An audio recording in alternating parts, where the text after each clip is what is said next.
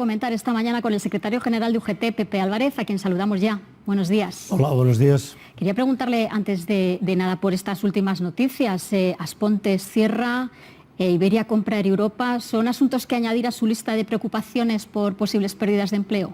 Bueno, sobre todo por lo que hace referencia a Aspontes, es una preocupación no solo desde el punto de vista del empleo directo, también desde el punto de vista del empleo indirecto y también desde el punto de vista del suministro de energía a los ciudadanos y las ciudadanas.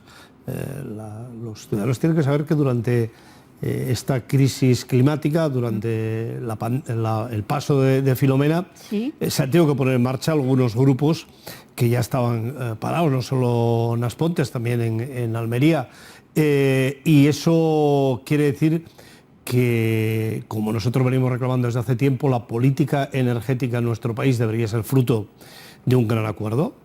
Deberíamos de tener una hoja de ruta en la que estuvieran cubiertas todas las excepcionalidades posibles, y a la vez deberíamos de poder garantizar el empleo en las comarcas donde se va a distribuir y un precio razonable a los consumidores y a las consumidoras. A mí me parece un escándalo que cuando más se necesita la energía haya tenido una subida del 27%.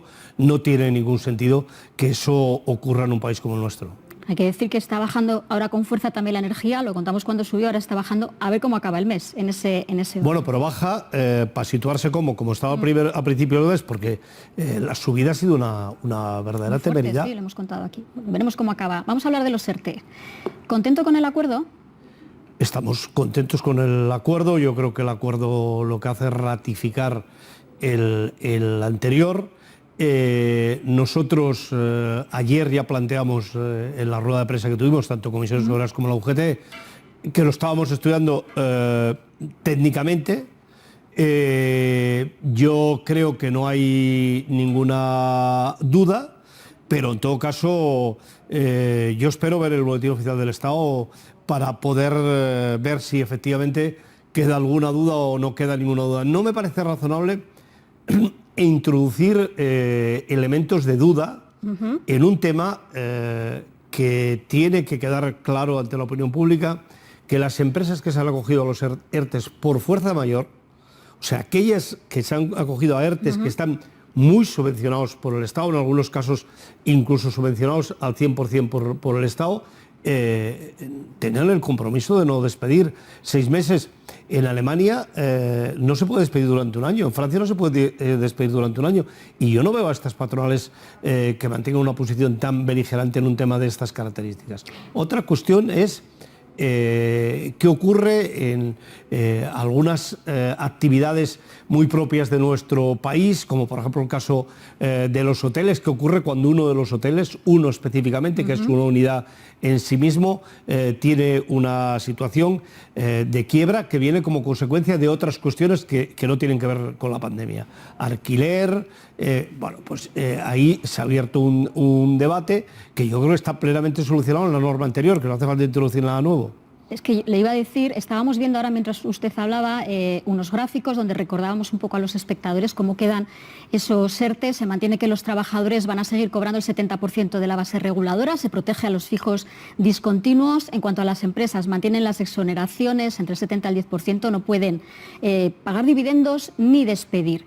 Pero tal y como está la norma ahora mismo, y según dijo ayer la ministra de Trabajo y el ministro de Seguridad Social, se mantendría tal cual, incluso dando más facilidades burocráticas para que las empresas tengan más fácil renovar los ERTE. En la norma tal y como está, hay un párrafo que es al que dicen algunos que podrían acogerse los empresarios si van a los tribunales, que dice exactamente esto: este compromiso del mantenimiento del empleo se valorará en atención a las características específicas de los distintos sectores y la normativa laboral aplicable. ¿Usted cree que eso deja un resquicio, una puerta de atrás para que en algún momento algún empresario pueda despedir y no tener que devolver las ayudas? Yo creo sinceramente que no, porque atender a las peculiaridades de los sectores, no veo que ahí habrá ninguna puerta, y a mí me parece que lo importante es que hace referencia al decreto anterior, que no tenía ninguna puerta abierta. Otra cuestión, repito, es la interpretación que la Administración tiene que hacer en algunos casos puntuales de algunas actividades. Sobre todo hablamos de hoteles, posiblemente podamos hablar de algunos comercios que tienen muchas tiendas abiertas, que cada una de ellas es una unidad en sí mismo, que se les puede acabar el periodo de alquiler que tenían y no les interesa con las nuevas condiciones mantenerlo, que yo creo que son temas que específicamente tendremos que tratar, pero tampoco ahí está la puerta abierta. En todo caso, son cuestiones que habrá que discutir. ¿Se están cobrando ahora bien los ERTE? Porque decimos, se van a mantener, se va a agilizar la burocracia, que ahora no tengan que hacer todo el papeleo, simplemente con que digan seguimos en ERTE les va a valer, pero ¿se están cobrando? ¿Seguimos teniendo problemas en la tramitación, retrasos? Es evidente que no se están cobrando bien. Lo que no sabemos es el porcentaje de empresas que no lo están, o sea, de empresas que no se está pagando bien la cantidad de trabajadoras, ni siquiera empresas, porque hay empresas que unos están bien y otros no están bien. La cantidad de trabajadores que tienen algún problema, pero en todo caso problemas los hay con absoluta seguridad. Cualquiera puede conocer un ejemplo de una persona que le han pagado lo que no le tenían que pagar, que lo va a tener que devolver, que ya hemos conseguido, por supuesto, que además la Administración no pretende cobrarle intereses, porque la Administración cuando se retrasa en pagarte nunca te paga intereses, pero cuando tú te retrasas o ha cometido un error, inmediatamente demanda intereses. Por tanto, el haber de alguna manera bajado el nivel burocrático creo que permitirá al SEPE, que realmente está saturado, los empleados del SEPE ya no dan para más, el poder atender todas esas cuestiones que efectivamente quedan pendientes, algunas de ellas incluso desde los primeros ERTEs. Bueno, pues estaremos muy atentos a ver qué publica el Boletín del Estado, que suponemos que será el próximo martes cuando se apruebe Se supone que va a ir al Consejo de Ministros del martes, sí, efectivamente. Bueno, hablemos de las movilizaciones que anunciaron ayer usted y Unai Sordo, el 11 de febrero, por el salario mínimo, contra el recorte de las pensiones y por la derogación de la reforma laboral. Vamos a escuchar lo que dijeron ayer por la tarde al respecto los ministros Díaz y Escrivá de estas dos últimas cosas, de mercado laboral y de pensiones. Les anticipo que todas las reformas estructurales que hemos enviado, y además mostramos satisfacción en nombre del Gobierno a Bruselas, para ser capaces de cambiar la patología del mercado laboral español, se van a hacer con diálogo social. Respecto al ámbito de pensiones, pues lo principal es lo que tenemos, lo que hemos trasladado a las autoridades europeas, a la Comisión Europea, es simplemente el reflejo de cómo vamos a ir desplegando las distintas recomendaciones acordadas por el Parlamento en el Pacto de Toledo. En este momento, la parte más sustancial de la reforma la estamos discutiendo en detalle con los agentes sociales y por eso, mientras esté algo en discusión, permítame que yo no entre en detalles. Bueno, llegó a decir el ministro Escrivá que él nunca había dicho que había que ampliar el periodo de cotización a 35 años. Es verdad que decirlo así textualmente no lo habíamos oído, pero tampoco había desmentido cuando se habló de que eso circulaba en un borrador. Bueno, ¿Valen a ustedes estas explicaciones? Aquí hay tres cuestiones básicas. Primero, la reforma laboral se ha de abordar. Y no solo sirve decir que los papeles que van a Bruselas deja abierta, efectivamente, yo he visto los papeles ayer, que ayer nos los entregaron, deja abiertas efectivamente muchas posibilidades de que el programa de gobierno de Unidas Podemos y el PSOE y sobre todo los planteamientos de los sindicatos, una parte de ellos se vean reflejados, que eso es cierto, pero ¿cuándo le vamos a poner fecha? ¿Vamos a tardar más de 15 días en constituir la mesa? Nosotros queremos el documento habla expresamente de la derogación de la reforma laboral. No habla de la derogación de la reforma laboral, por supuesto, pero enumera los elementos que se han de reformar y yo creo que de manera bastante explícita incluso en qué líneas se han de reformar. Pero no es suficiente. Nosotros queremos que se constituya, o mejor dicho, queremos que se convoque la mesa que ya estaba constituida y estaba funcionando en el mes de marzo del año pasado. Y no vamos a esperar eternamente a ver qué es lo que ocurre, porque mientras tanto las empresas están despidiendo sin ningún tipo de causa, porque las causas del despido colectivo en nuestro país han desaparecido. Mientras tanto, las mujeres de nuestro país cobran menos que los hombres. Mientras tanto, la mayoría de los trabajadores y las trabajadoras de nuestro país que se contratan de manera temporal lo están haciendo un día sí y otro también. Y esos son los temas que queremos abordar en la mesa con un orden y que nos lleven a que finalmente, para nosotros una cosa que es importantísima, se deroguen las reformas del PP, algunas se sustituyan por nuevos textos y acuerdos con la COE, pero hay que ponerse manos a la obra. Ustedes más concreción en esto. Y en las pensiones... No solo concreción, queremos calendario de reuniones. Bueno, concreción en el calendario, claro, sí, ponerse a trabajar ya. Y en cuanto a las pensiones, ¿le vale esa explicación que ha dado el ministro Escrivá, que no sé si es que gana ahí también la apuesta de la tesis del vicepresidente Iglesias, también en cuanto a las pensiones, que dijo que por año pasado? A mí lo que me parece es curioso con este gobierno, ¿no? Tenemos al gobierno y la oposición juntos, igual gana la tesis de los sindicatos, que por cierto, mucho antes de que hubiera gobierno, mucho antes de que el señor Iglesias fuera vicepresidente y que Unidas Podemos estuviera en el gobierno, nosotros ya manteníamos una posición muy clara en esa materia. Por tanto, a mí lo que me parece que el gobierno... si tenía previsto en los documentos que querían venir a Bruselas concretar toda una serie de cuestiones, efectivamente no aparecen en los papeles. Ahora, ¿nosotros qué queremos?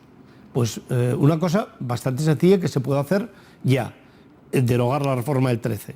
Quiere decir volver a la revalorización automática de las pensiones tal y como acordaron los partidos en el Pacto de Toledo. Que desaparezca el factor de sostenibilidad tal y como está decretado por el gobierno del PP y que hasta el 2023 está suspendido, pero que en el 2023 entraría, se pondría en marcha. Y a partir de aquí, iniciar un proceso razonable de evaluar cómo ha funcionado el acuerdo del 11, que es un acuerdo firmado con los sindicatos y la patronal, y ver qué es lo que tenemos que hacer. Desde una perspectiva muy clara para la Unión General de Trabajadores, nosotros no vamos a aceptar de ninguna de las maneras que se vaya un recorte de las pensiones. España gasta poco en pensiones. Lo hemos dicho muchísimas veces, España no llega al 10% del Producto Interior Bruto lo que dedica a las pensiones. Alemania gasta el 14%, Alemania gasta casi el 13%, Francia gasta el 14% y Italia pasa del 15% del Producto Interior Bruto. Esa es la mejor manera de evaluar si tenemos un sistema generoso ¿Es de dónde o sale no. el dinero, ¿no? Quizá la discusión es de dónde sacamos el dinero. Bueno, el dinero hay que sacarlo de dos cosas. Una, que el Estado pague lo que le corresponde de los gastos de la seguridad social, que no son elementos que tengan que ver con el pago de las pensiones, como hacen en estos países. Y la segunda es que la seguridad social tiene que recaudar más. ¿Cómo? Pues seguramente que de una manera muy especial, acabando con esta situación de fraude legal en la contratación que se está haciendo. El propio ministro decía que los fines de semana no se da de baja a la gente y se le vuelve a dar de alta el lunes. Eso es pérdida no solo para el trabajador de derechos, sino también pérdida para la propia seguridad social. Subiendo el salario mínimo interprofesional, se van a subir las bases mínimas de la seguridad social. Es otra de las reclamaciones que hacen en esas movilizaciones que han convocado, y ahí también está el gobierno dividido. El 11 de febrero se van a... Es que no sé si decirle, ¿van a protestar solo contra una parte del gobierno? Porque hay otra parte que está más de acuerdo, ¿no?, con esas tesis que ustedes plantean. Nosotros no vamos a entrar en lo que ocurre en las reuniones del Consejo de Ministros. Eso es una cuestión del gobierno. Bueno, pero las posturas, las diferencias también las dejan claras, de puertas para afuera del Consejo de Ministros. Pues está muy bien, se las dejan a los ciudadanos deben de saber y entender qué es lo que tienen que pensar de lo que pasa. Nosotros, de gobierno hay uno y de posición del gobierno hay una. Y por tanto las protestas tienen un objetivo muy claro, que es decir al gobierno dos cuestiones. Primero, las reformas que había previstas en el año pasado, antes de que empezara la pandemia, se han de poner en marcha de manera inmediata. Segunda cuestión, para nosotros es fundamental que no partamos en estas reformas de la situación de crisis que tiene el país. ¿Cómo pretende alguien que negociemos los cambios del sistema de pensiones en una situación económica como la que tenemos, intentando que esos cambios tengan una vigencia de 20 años? No tiene ningún sentido. Nosotros queremos ir a un proceso de negociación partiendo de la base que estamos en una pandemia que es coyuntural, que la crisis sanitaria pasará y que, por tanto, la economía de nuestro país no será la que tenemos hoy. Por eso nos parece que es muy importante no abordarlo con la espada de Damocles de la pandemia, sino abordarlo en un país que hace una reforma que seguramente que durará 20 años. Y en tercer lugar, el salario mínimo interprofesional, con todos mis respetos para todos los miembros del Gobierno. No afecta a las empresas que han tenido más problemas en esta situación de pandemia. Estamos hablando del campo, que ha tenido un crecimiento importante en el año 2019 de trabajadores agrícolas, pero no solo de trabajadores de trabajadores del campo, sino de las mujeres que trabajan en la manipulación. Estamos hablando de personal de seguridad privada. Estamos hablando de las mujeres que han estado trabajando y que están trabajando hoy atendiendo a nuestros mayores por salarios que están en el salario mínimo interprofesional. Por tanto, es de justicia y no perjudica a nadie, beneficia a la mayoría. Y por si fuera poco, Portugal lo sube con un salario más bajo que el nuestro.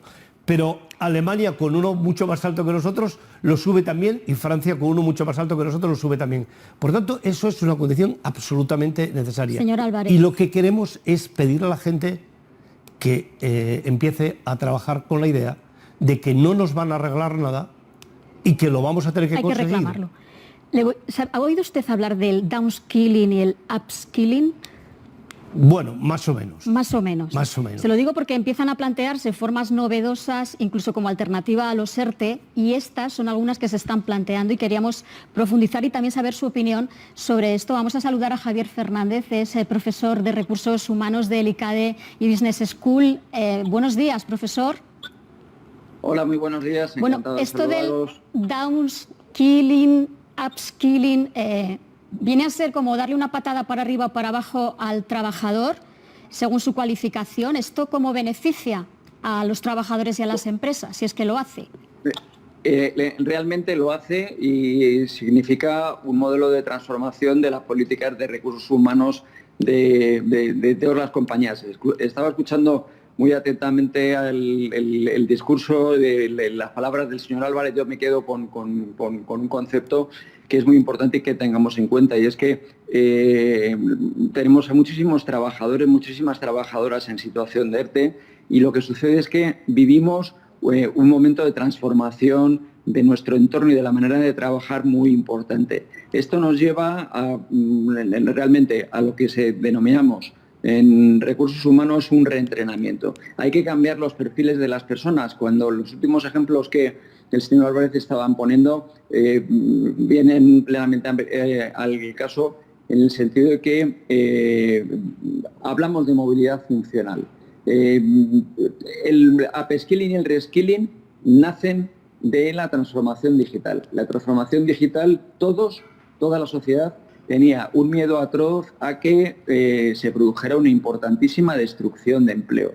Esto es así y, como siempre, tenemos que recurrir a anglicismos, upskilling y reskilling, inventados por Norteamérica para conseguir evitar realmente que la gente se quede parada y nunca, mejor dicho, en un ERTE a la espera de a ver qué sucede, ¿no? Y con el tiempo que mi empresa me va a estar pagando. Entonces, las empresas más avanzadas lo que han desarrollado es un programa de gestión por competencia, de gestión de los perfiles de los trabajadores, que lo que da lugar es a consagrar la polivalencia y la versatilidad como las llaves del futuro. Entonces, tenemos dos posibilidades. Tenemos el reskilling y tenemos el upskilling.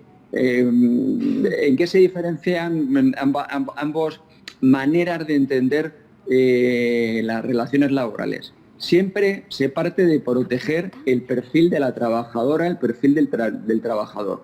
El empresario tiene que conocer perfectamente qué es capaz de hacer cada uno de sus empleados, cada una de sus empleadas. Para eso tiene que tener puesto en marcha una política de recursos humanos basada en el desarrollo de los perfiles, es decir, en una palabra que estoy seguro que el señor Álvarez le gustará, que es la empleabilidad. Y la empleabilidad es cuestión tanto del empresario como de la trabajadora como del trabajador. Profesor, ¿Qué significa reskilling? Profesor, se nos va el tiempo. Dígame qué significa así en una línea. ¿Qué significa reskilling? Pues reskilling lo que significa es desarrollar nuevas competencias para que desempeñes su nuevo puesto de trabajo. Es decir, un empresario analiza las capacidades de una trabajadora, de un trabajador y ve qué puestos... Formación. Formación, lo resumimos. Exactamente. De acuerdo. Profesor, muchísimas gracias. Se nos va el tiempo. Andaremos en estos asuntos y en las nuevas formas de contratación y de recursos humanos otro día. Muchas gracias. Vale, muchísimas gracias a ustedes. Bueno, la digitalización que abre, hoy precisamente tienen la... Pero fíjese reunión... que lo que está planteando... Tenemos poco tiempo. Sí, pero de pasada. Nosotros lo tenemos encima de la mesa, no con estos anglicismos, sino muy sencillo. En Europa ya funciona. En Alemania los ERTEs ya se están utilizando para formar a los trabajadores durante el periodo que están en ERTE, por tanto, darles nuevas cualificaciones y aprovechar para hacer los cambios en las empresas. Ese es un camino que yo espero que nosotros lo podamos hacer para que los ERTEs en pandemia, que han funcionado tan bien, fuera de pandemia, sea un instrumento de recolocación de las personas. Se nos ha ido el tiempo, me están regañando ya un poco, pero se nos queda un tema que es fundamental y es que llevamos 20 días del año y casi 20 muertos en el Tajo por accidentes laborales. ¿Qué está pasando que no conseguimos frenar eso? Bueno, esto tiene que ver con la degradación de las relaciones laborales.